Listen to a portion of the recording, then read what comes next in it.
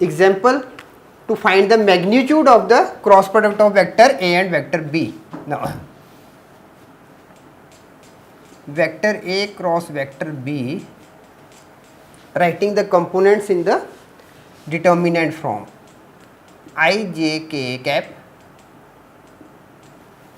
then here 2, 0, 1, 1, 1, 1. This is equal to I cap with 0 minus 1 minus j cap with 2 minus 1 plus k cap with 2 minus 0. Now, this is equal to negative of I cap, negative of j cap plus 2k cap.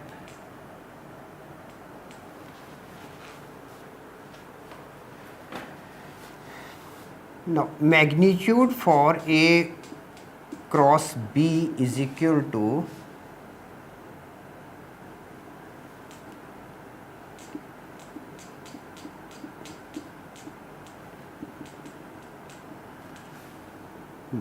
therefore magnitude for A cross B is equal to root 6. This is the answer.